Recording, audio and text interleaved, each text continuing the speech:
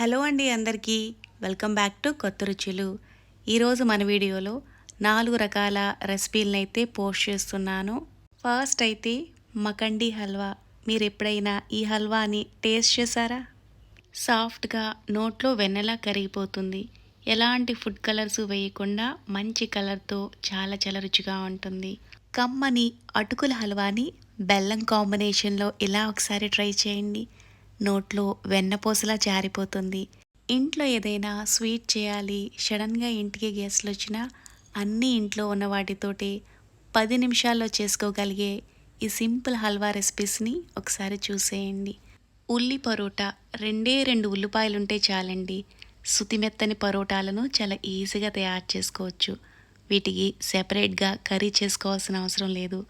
Lunch బాక్స్లోకి సూపర్గా ఉంటుంది. మీరు చాలా రకాల ఆలూ ఫ్రై రెసిపీస్ని అయితే చేసే ఉంటారు. ఈరోజైతే మన వీడియోలో కొత్తగా చాలా చాలా రుచిగా ఉండి ఈ ఆలూ ఫ్రై రెసిపీని అయితే చూపించబోతున్నాను. ఒక్కసారి చేసి పెట్టుకున్నారంటే వారం రోజుల పాటు ఫ్రెష్గా ఉంటుంది. ఫస్ట్ అయితే నోట్లో వెన్నెలా జారిపోయి కమ్మని మకండి హల్వాతో స్టార్ట్ చేద్దాం. హలో అండి అందరికీ వెల్కమ్ బ్యాక్ టు కొత్త రుచులు. మీరు ఎప్పుడైనా మకండి హల్వాని తిన్నారా? ఇప్పటి వరకు ఈ హల్వాని టేస్ట్ చేయకపోతే ఓసారి నేను చెప్పిన కొలతలతో టిప్స్తో ఈ హల్వాని ట్రై చేయండి. కమ్మగా నోట్లో వెన్నెలా కరిగిపోతుంది. చాలా చాలా రుచిగా ఉంటుంది. ఎలాంటి ఫుడ్ కలర్లు వేయకుండా అన్ని ఇంట్లో ఉన్న వాటితోటి 15 నిమిషాల్లో ఈ మకండి హల్వాని తయారు చేసుకోవచ్చు.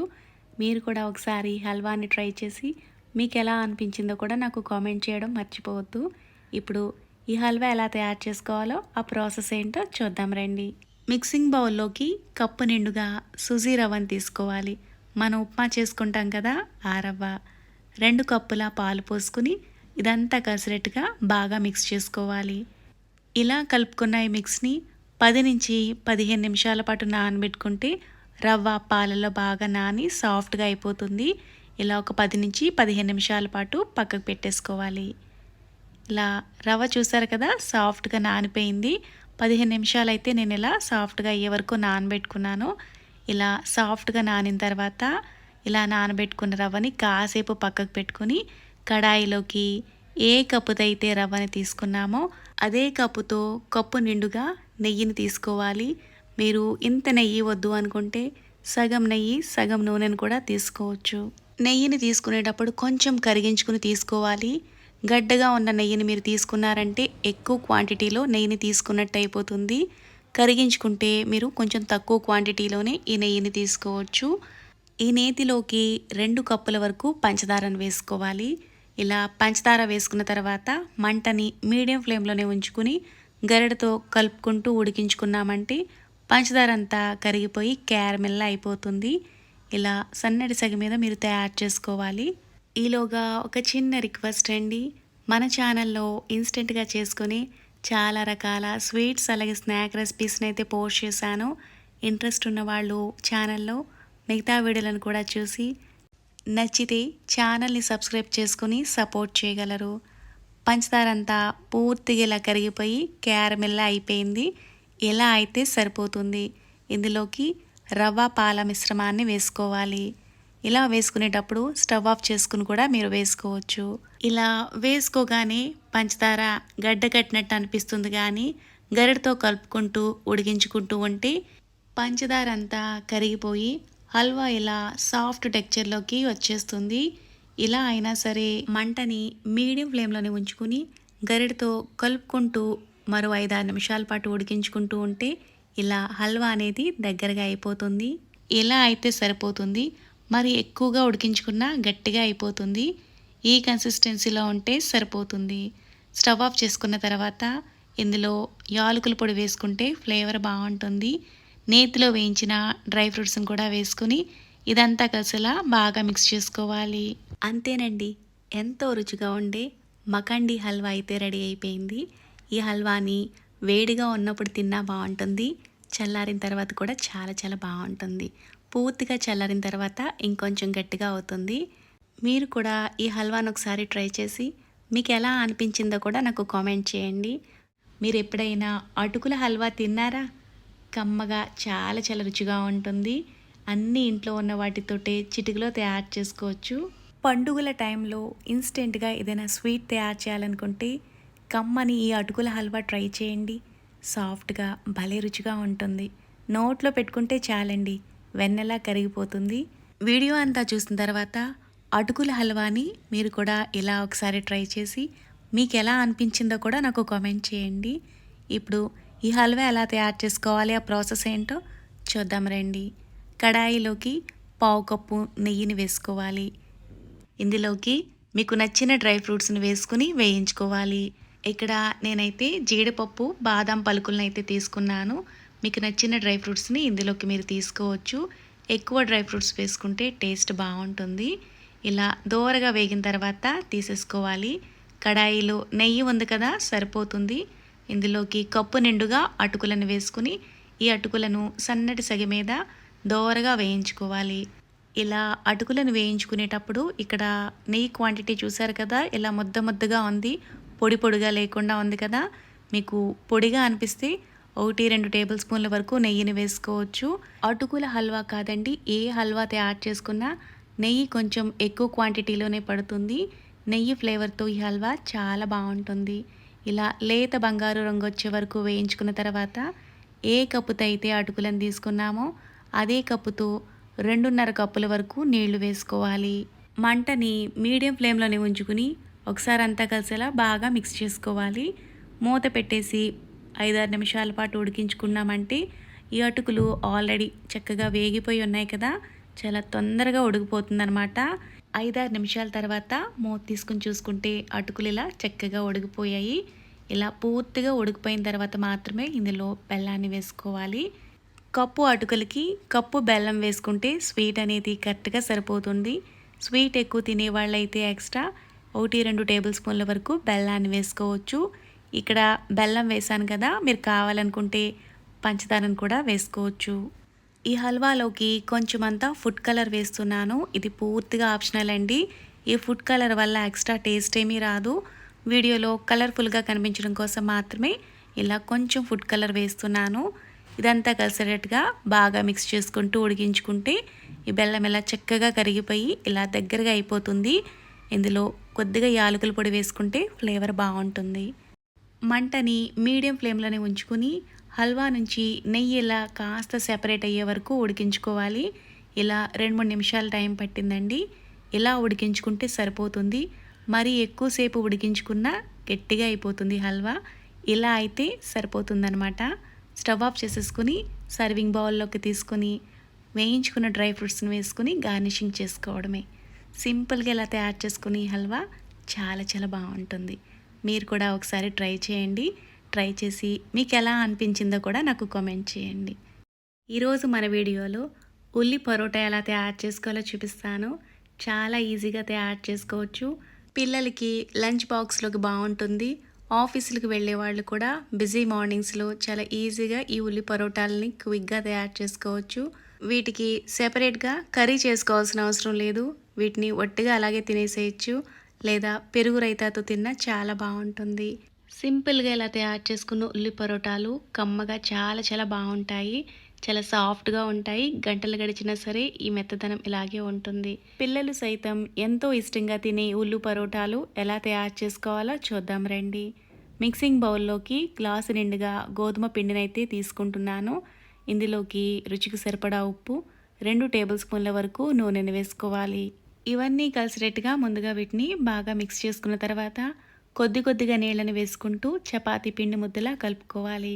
ఈలోగా ఒక చిన్న రిక్వెస్ట్ అండి. మన ఛానల్లో సింపుల్గా చేసుకునే చాలా రకాల స్నాక్స్ అలాగే స్వీట్ రెసిపీస్ని అయితే పోస్ట్ చేశాను. ఇంట్రెస్ట్ ఉన్నవాళ్ళు ఛానల్లో మిగిలిన వీడియోలను కూడా చూసి నచ్చితే ఛానల్ని సబ్స్క్రైబ్ చేసుకుని సపోర్ట్ చేయగలరు. పిండిని ఇలా సాఫ్ట్ చపాతీ ముద్దలా కలుపుకున్న తర్వాత 1 టేబుల్ స్పూన్ నూనె వేసి పిండి ముద్దకి పట్టించి మూతతో కవర్ చేసుకుని 10 నిమిషాల పాటు పక్కకు పెట్టుకోవాలి. నెక్స్ట్ ఇప్పుడు పరోటాకి స్టఫింగ్ తయారు చేసుకోవడం కోసం 2 మీడియం సైజు ఉల్లిపాయల్ని ఇలా పొడవుగా కట్ చేసుకుని తీసుకోవాలి. ఇందులోకి 2-3 పచ్చిమిర్చిని ఇలా చిన్న ముక్కలుగా కట్ చేసుకుని వేసుకోవాలి. రుచికి సరిపడా ఉప్పు, కొద్దిగా పసుపు, 1/2 టేబుల్ స్పూన్ గరం మసాలా, ధనియాలు జీలకర్ర కలిపి పొడి చేసుకున్న పొడిని 1/2 టేబుల్ స్పూన్ వరకు వేసుకోవాలి. కొద్దిగా చాట్ మసాలా వేసుకుంటే ఫ్లేవర్ బాగుంటుంది. మీరు చాట్ మసాలా వద్దు అనుకుంటే 1/2 టేబుల్ స్పూన్ వరకు ఆమ్చూర్ పొడిని కూడా వేసుకోవచ్చు. కొద్దిగా కసూరి మేతిని క్రష్ చేసుకుని వేసుకుంటే ఫ్లేవర్ చాలా బాగుంటుంది. కంపల్సరీ ఈ కసూరి మేతిని ఇలా కొద్దిగా వేసుకోండి. పచ్చిమిర్చిని వేసుకున్నా సరే ఇలా కొద్దిగా ఎండు కారపొడిని వేసుకున్నారంటే పరోటాలు మంచి కలర్లో ఉంటాయి. టేస్ట్ కూడా బాగుంటుంది. ఉల్లిపాయల్లో నీరు ఎక్కువగా ఉంటుంది కాబట్టి ఇందులో కొద్దిగా ఇలా పుట్నాల పప్పును 2-3 టేబుల్ స్పూన్ల వరకు తీసుకుని మిక్సీ జార్లోకి వేసుకుని మెత్తగా పొడి చేసుకుని పక్కకు పెట్టుకోవాలి. ఇప్పుడు ఇవన్నీ కలిసేటట్టుగా బాగా మిక్స్ చేసుకోవాలి. ఇలా కలుపుకోవడం వల్ల ఉల్లి రేకులు అనేవి సెపరేట్ అయిపోతాయి. ఉల్లిపాయల్లో ఉండే ఎక్స్ట్రా వాటర్ అనేది బయటకు రిలీజ్ అయిపోతుంది. ఇలా నీరంతా బయటకు వచ్చిన తర్వాత ఇందులోకి మిక్సీ పట్టుకున్న పుట్నాల పొడిని వేసుకోవాలి. ఇక్కడ పుట్నాల పొడి ప్లేస్లో మీరు కావాలనుకుంటే అటుకుల పొడిని కూడా వేసుకోవచ్చు. కానీ ఇలా పుట్నాల పొడి వేసుకుంటే పరోటాలు చాలా రుచిగా ఉంటాయి. వీడియోలో చూపిస్తున్నట్లుగా ఉల్లి స్టఫింగ్ ఇలా ముద్దలాగా అవ్వాలి. ముద్ద చుడితే ఇలా అవ్వాలన్నమాట. ఇలా అవ్వలేదు అనుకుంటే మీరు మరి కాస్త పుట్నాల పొడిని వేసుకొని కలుపుకోవచ్చు. కానీ ఇలా తక్కువ పొడి వేసుకున్నా సరిపోతుందండి. చక్కగా ఇలా ముద్దలా అయిపోతుంది. మీరు పుట్నాల పొడి ప్లేస్లో శనగపిండిని కూడా వేసుకోవచ్చు. శనగపిండిని వేసుకుంటే కనుక కొద్దిగా వేయించుకుని పచ్చివాసన పోయిన తర్వాత వేసుకోవాలి. ఈలోగా ముందుగా కలిపి పెట్టుకున్న గోధుమ పిండి కూడా చక్కగా నానిపోయింది. ఒకసారి అంతా కలిసినట్టుగా బాగా మిక్స్ చేసుకోవాలి. ఇలా 1-2 నిమిషాల పాటు సాఫ్ట్గా అయ్యే వరకు మిక్స్ చేసుకున్న తర్వాత ఇలా చిన్న చిన్న పిండి ముద్దలా చేసుకుని పక్కకు తీసుకోవాలి. నెక్స్ట్ ఇప్పుడు ఒక పిండి ముద్దను తీసుకుని వీడియోలో చూపిస్తున్నట్లుగా ఇలా ఉండలా చేసుకుని వేళ్లతో ఇలా గిన్నె షేప్లోకి చేసుకోవాలి. ఇందులోకి ముందుగా రెడీ చేసి పెట్టుకున్న స్టఫింగ్ని పెట్టుకుని వీడియోలో చూపిస్తున్నట్లుగా ఇలా పిండిని వేళ్లతో దగ్గరగా తీసుకుంటూ క్లోజ్ చేసుకోవాలి. ఇలాగే మొత్తం అన్నిటినీ రెడీ చేసుకుని ప్లేట్లోకి తీసుకోవాలి. ఇప్పుడు ఒక పిండి ముద్దను తీసుకుని వీడియోలో చూపిస్తున్నట్లుగా ఇలా చాపింగ్ బోర్డ్పై వేసుకుని కొద్దిగా పొడిపిండి వేసుకుని పరోటాలు చేసుకోవాలి. ఈ పరోటాలను చేసుకునేటప్పుడు పొడిపిండి కొంచెం ఎక్కువగానే పడుతుంది. పొడిపిండిని ఇలా కొంచెం ఎక్కువ వేసుకుని చేసుకోవడం వల్ల ఇవి అంటుకోకుండా చక్కగా ఈజీగా పరోటాలను తయారు చేసుకోవచ్చు. ఇలాగే మొత్తం అన్నిటిని తయారు చేసుకుని తీసుకోవాలి. ఇక్కడ పరోటా చేసుకునేటప్పుడు కొద్దిగా నువ్వులు కొత్తిమీర కూడా వేసుకుంటే చూడడానికి, అలాగే ఇవి వేగిన తర్వాత నూపప్పు కూడా కమ్మగా చాలా బాగుంటుంది. ఇలా మొత్తం అన్నిటిని రెడీ చేసుకుని తీసుకోవాలి. నెక్స్ట్ ఇప్పుడు పాన్ హీట్ అయిన తర్వాత కొద్దిగా నూనె కానీ నెయ్యి కానీ స్ప్రెడ్ చేసుకుని పరోటాని వేసుకుని కాల్చుకోవాలి. రెండో వైపు కూడా కొద్దిగా నూనె కానీ నెయ్యిని కానీ రాసుకొని రెండు వైపులా మంచి గోల్డెన్ కలర్ వచ్చే వరకు కాల్చుకుని తీసుకోవాలి. ఇలాగే మిగిలిన పరోటాలను కూడా కాల్చుకుని తీసుకోవాలి. వీటిలోకి ఎలాంటి కర్రీ అవసరం లేదు. వీటిని ఒట్టిగా అలాగే తినేసేయచ్చు. సింపుల్గా పెరుగు రైతాతో తీసుకున్నా సరిపోతుంది. బిజీ మార్నింగ్స్లో సెపరేట్గా కర్రీ తయారు చేసుకునే టైం లేనప్పుడు 10-15 నిమిషాల్లో అయిపోయే ఉల్లి పరోటాలను ఇలా ఒకసారి ట్రై చేయండి. ఇవి చల్లారిన తర్వాత కూడా ఇంతే సాఫ్ట్గా చాలా కమ్మగా ఉంటాయి. మీరు ట్రై చేసిన తర్వాత మీకు ఎలా అనిపించిందో కూడా నాకు కామెంట్ చేయండి. ఎప్పుడూ చేసుకునే నార్మల్ బంగాళదుంప ఫ్రై కాకుండా ఓసారి ఇలా కొత్తగా ఆలు ఫ్రైని ఇలా చేసి చూడండి. క్రిస్పీగా కరకరలాడుతూ భలే రుచిగా ఉంటుంది. ఈ ఫ్రైని ఏదైనా ఎయిర్టైట్ డబ్బాలో పెట్టుకుని స్టోర్ చేసుకున్నారనుకోండి, చక్కగా వారం రోజుల పాటు ఫ్రెష్గా ఉంటుంది. సాంబార్, రసం, పప్పు, మామిడికాయ లాంటివి చేసుకున్నప్పుడు సైడ్ డిష్గా అదిరిపోతుంది. ఈ ఫ్రైని ఒట్టిగా స్నాక్లా తినేసేయచ్చు. లేదు అంటే వేడివేడి అన్నంలో కొంచెం నెయ్యి వేసుకు తిన్నా సూపర్ టేస్టీగా ఉంటుంది. ఇప్పుడైతే ఈ ఆలు ఫ్రై ఎలా తయారు చేసుకోవాలి, ఆ ప్రాసెస్ ఏంటో చూద్దాం రండి. ఫ్రై తయారు చేసుకోవడానికి తీసుకున్న బంగాళాదుంపలకున్న పొట్టుని నీట్గా క్లీన్ చేసుకుని రెడీగా పెట్టుకోవాలి. ఇప్పుడు వేరొక గిన్నెలోకి నీళ్లు తీసుకుని నీళ్లలోకి 1 టేబుల్ స్పూన్ వరకు ఉప్పు వేసుకుని ఇదంతా కలిసేలా బాగా మిక్స్ చేసుకుని ఈ ఉప్పు నీళ్ళని రెడీగా పెట్టుకోవాలి. నెక్స్ట్ ఇప్పుడు గ్రేటర్ తీసుకుని సన్నగా ఉండే హోల్స్ వైపు నుంచి కాకుండా ఇలా లావుగా ఉండే హోల్స్ వైపు నుంచి బంగాళాదుంపల్ని తురుముకోవాలి. ఇలా తురుముకునేటప్పుడు ఆలుని పొడవుగా పెట్టి తురుముకున్నారనుకోండి, తురుము కూడా ఇలా పొడవుగా వస్తుంది. అంతా తురుముకునే వరకు వెయిట్ చేయకుండా ఇలా కొద్ది కొద్దిగా తురుముకున్న తర్వాత ఉప్పు నీళ్ళలోకి వేసేసుకుని తురుముకుంటూ ఉండాలి. మీరు అలా వదిలేశారనుకోండి తురుముని నల్లగా అయిపోతుంది. ఇలా కొంచెం తురుముకున్న తర్వాత ఉప్పు నీళ్ళలోకి వేసేసుకుని ఇలా మొత్తం ఆలులన్నిటినీ తురుముకుని ఉప్పు నీళ్ళలోకి వేసేసుకోవాలి. తురుమునంతా ఉప్పు నీళ్ళలోకి వేసుకున్న తర్వాత ఇలా అంతా కలిసేలా చేత్తో లైట్గా ప్రెస్ చేసుకుంటూ మిక్స్ చేసుకోవాలి. ఇలా కలుపుకోవడం వల్ల ఎక్స్ట్రా ఉన్న స్టార్చ్ అంతా నీళ్ళల్లోకి వచ్చేస్తుంది. నెక్స్ట్ ఇప్పుడు తురుముని ఇలా చేతిలోకి తీసుకుని గట్టిగా ప్రెస్ చేసుకున్నామనుకోండి, ఎక్స్ట్రా వాటర్ అంతా సెపరేట్ అయిపోతుంది. ఈ తురుముని ఇలా జాలిబుట్టలోకి తీసుకుని పక్కకు పెట్టుకోవాలి. ఇప్పుడు ఏదైనా పొడి బట్ట తీసుకుని ఈ తురుముని పొడి బట్టపై వేసుకుని ఒక 5-6 నిమిషాల పాటు అలా వదిలేసామనుకోండి, ఎక్స్ట్రా ఉన్న వాటర్ అంతా ఈ బట్ట పీల్ చేసుకుంటుంది. చక్కగా మనం వేయించుకున్నప్పుడు పొడి పొడిగా కరకరలాడుతూ వస్తాయన్నమాట. ఇలా ఒక 5-6 నిమిషాల పాటు వదిలేస్తే సరిపోతుంది. ఇలా ఆరిన తురుముని ప్లేట్లోకి తీసుకుని కాసేపు పక్కకి పెట్టుకోవాలి. కడాయిలో నూనె వేసుకుని హీట్ అయిన తర్వాత ముందుగా పల్లీలను వేసుకుని ఇవి కొంచెం వేగిన తర్వాత జీడిపప్పు పలుకులను కూడా వేసుకుని వేయించుకోవాలి. పల్లీలు తొందరగా వేగిపోతాయి కాబట్టి ముందుగా పల్లీలు కాస్త వేగిన తర్వాత జీడిపప్పు పలుకులను కూడా వేసుకుని ఇవి మంచి గోల్డెన్ కలర్ వచ్చే వరకు వేయించుకుని తీసుకోవాలి. ఇలా వేయించుకున్న జీడిపప్పు పల్లీలను ఫ్రైలో వేసుకుంటే తింటున్నప్పుడు ఇవి అక్కడక్కడ క్రిస్పీగా తగిలి బాగుంటాయి. నెక్స్ట్ ఇప్పుడు ముందుగా రెడీ చేసి పెట్టుకున్న బంగాళదుంప తురుముని విడలో చూపిస్తున్నట్లుగా ఇలా ఒకే చోట వేయకుండా విడివిడిగా వేసుకోవాలి. ఇలా వేసుకున్నప్పుడు తురుమునంతా ఆయిల్లో ఒక్కసారిగా వేసుకోకుండా కొద్ది కొద్దిగా వేసుకుని వేయించుకోవాలి. మీరు ఒక్కసారే వేశారనుకోండి ముద్దలాగా అయిపోతుంది. వేసిన వెంటనే కదుపుకోకుండా 1 నిమిషం పాటు కొంచెం సెట్ అయిన తర్వాత అన్ని వైపులా కదుపుకుంటూ వేయించుకోవాలి. మంటని మీడియం ఫ్లేమ్లో పెట్టుకుని వేయించుకుంటే ఇవి మనకి చక్కగా వేగిపోతాయి. ఇలా ఇక్కడ చూసారు కదా, లైట్ గోల్డెన్ కలర్లోకి వచ్చేసాయి. ఇలా అయితే సరిపోతుందండి. తీసేసుకోవాలి. తీసుకున్న తర్వాత కలర్ ఇంకొంచెం డార్క్గా అవుతుంది. ఇలాగే మొత్తం తురుమునంతా కూడా వేయించుకుని తీసుకోవాలి. ఇలా మొత్తం అంతా వేయించుకుని తీసుకున్న తర్వాత కడాయిలో వేడి నూనెలోకి పొడవుగా చీల్చుకున్న పచ్చిమిర్చి, కరివేపాకు, 2 ఎండుమిరపకాయలను ఇలా తుంపుకుని వేసుకోవాలి. ఇవి ఫ్రైలో వేసుకుంటే టేస్ట్ బాగుంటుంది. ఇందులో కొద్దిగా దంచుకున్న వెల్లుల్లి రెమ్మలను కూడా వేసుకుని ఇవి క్రిస్పీగా అయ్యే వరకు వేయించుకుని తీసుకోవాలి. ఇలా వేయించుకున్న వీటిని పొటాటో ఫ్రైలో వేసుకున్నామనుకోండి, ఫ్రై మంచి ఫ్లేవర్తో చాలా బాగుంటుంది. ఇప్పుడు ముందుగా వేయించుకున్న ఫ్రైలోకి రుచికి సరిపడా ఉప్పు వేసుకోవాలి. మనం బంగాళాదుంపల్ని ఉప్పు నీళ్ళలో నానబెట్టుకున్నాం కదా, మరీ ఎక్కువగా కూడా ఉప్పు పట్టదండి. కొంచెం తగ్గించుకుని ఇందులోకి ఉప్పు వేసుకోవాలి.